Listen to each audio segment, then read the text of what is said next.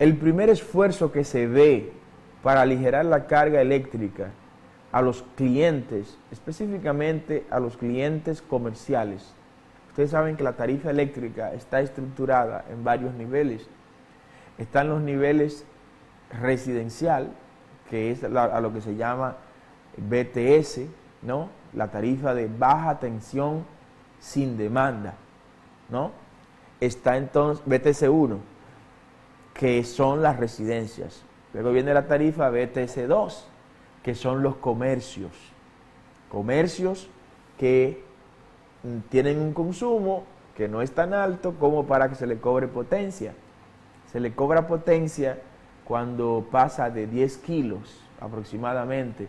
Si en algún momento llegó a medir el contador que tiene instalado 10 kilos de potencia, entonces a partir de ese momento esa persona durante todo un año tendrá que pagar esa potencia, aunque no la vuelva a consumir en ningún otro día del año.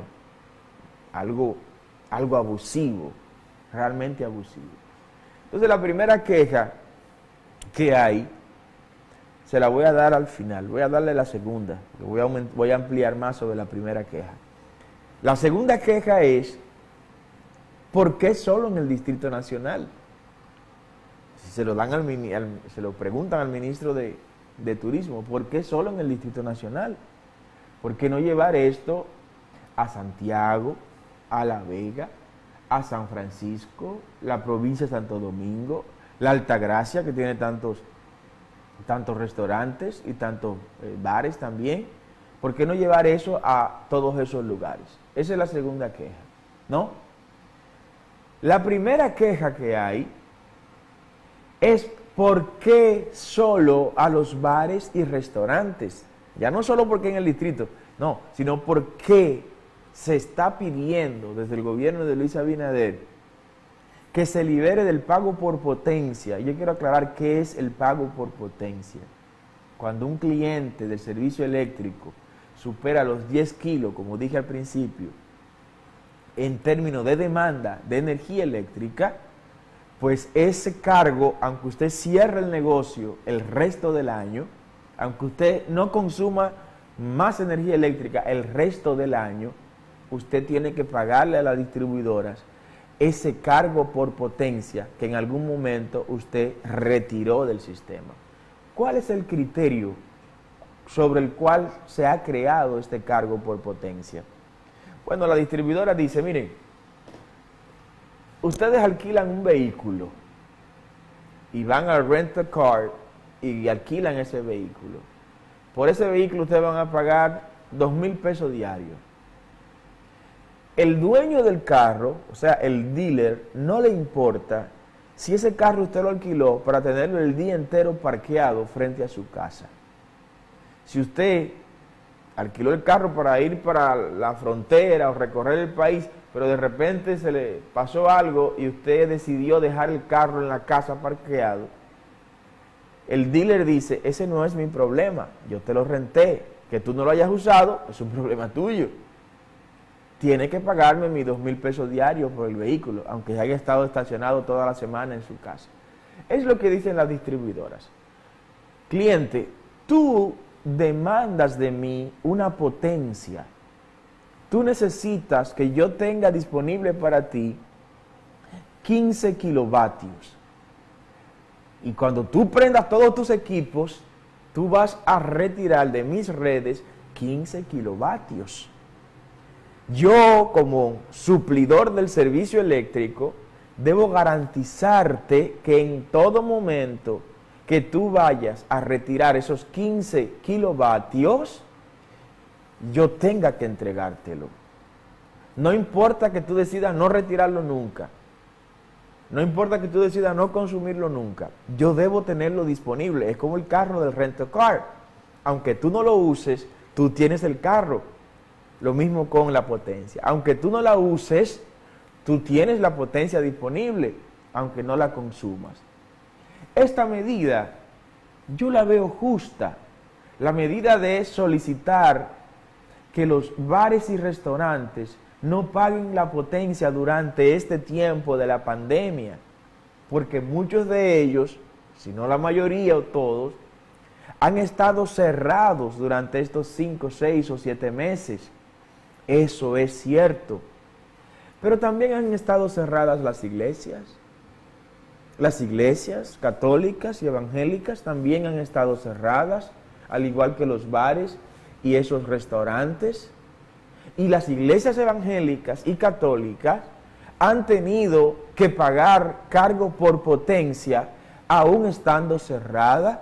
Yo tengo casos de iglesias que han pagado millones de pesos sin prender un bombillo en 6 meses, sin encender un acondicionador de aire en 6 meses. Han tenido que pagar millones de pesos de cargo por potencia. Y no sale nadie en este gobierno diciendo que vamos a incluir en la liberación, en la exoneración del cargo por potencia a las iglesias católicas y evangélicas. Vamos a incluir ahí a otras industrias que han estado cerradas, empresas que han estado cerradas durante esta pandemia, que no han prendido un solo motor, y sin embargo las 3 distribuidoras le han estado cobrando el cargo por potencia. ¿O solo son los bares y restaurantes los que han tenido esta carga económica por la potencia que han tenido que pagar durante esta pandemia? Señores, pero sean un poco más objetivos en las decisiones que toman, a menos que evidentemente este gobierno esté de manera frontal contra las iglesias. De manera frontal.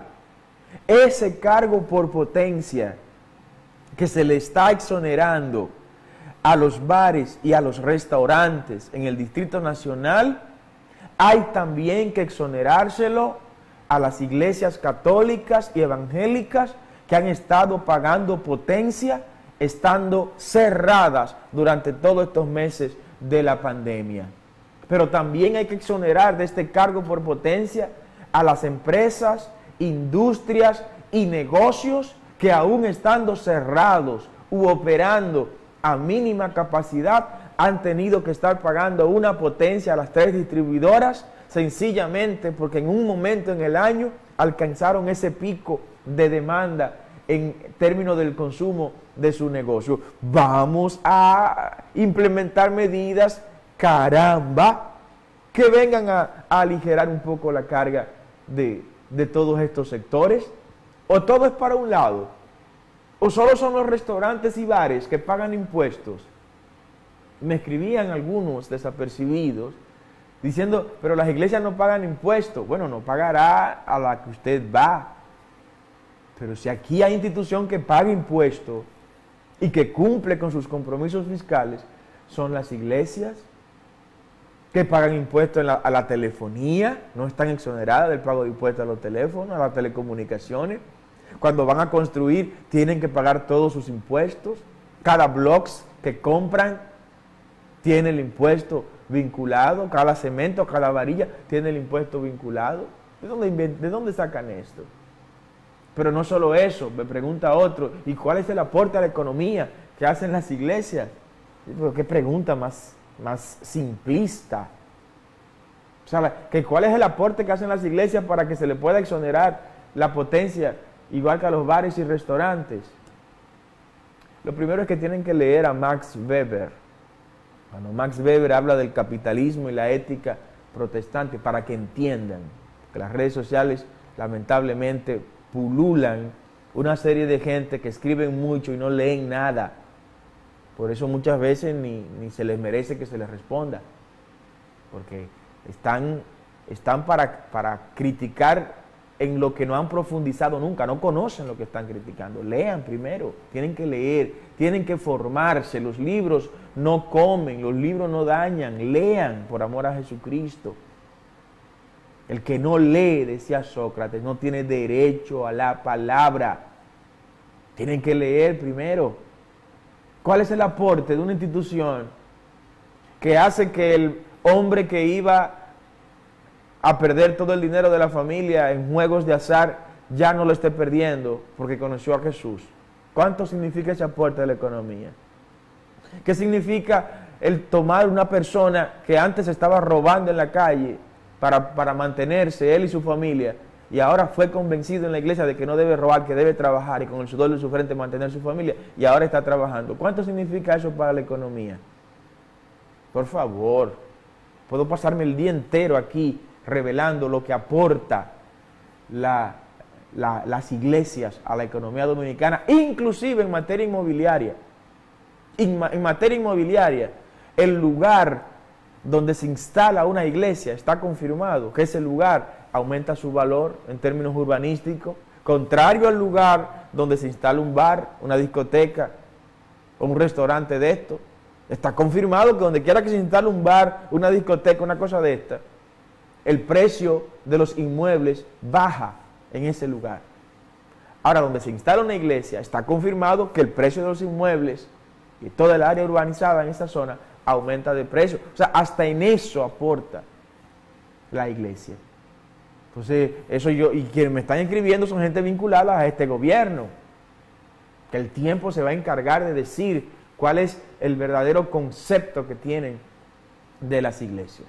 Así que nosotros queremos pedirle al gobierno del presidente Luis Abinader que el cargo por potencia que se le ha estado cobrando a las iglesias católicas y evangélicas durante todos estos meses de pandemia y los meses que faltan, les sea devuelto porque lo pagaron, y que los que son a futuro les sean exonerados, igual que se le ha exonerado a los bares y a los restaurantes, que no aportan más de ninguna manera a la economía dominicana que lo que aportan las iglesias y la comunidad de fe.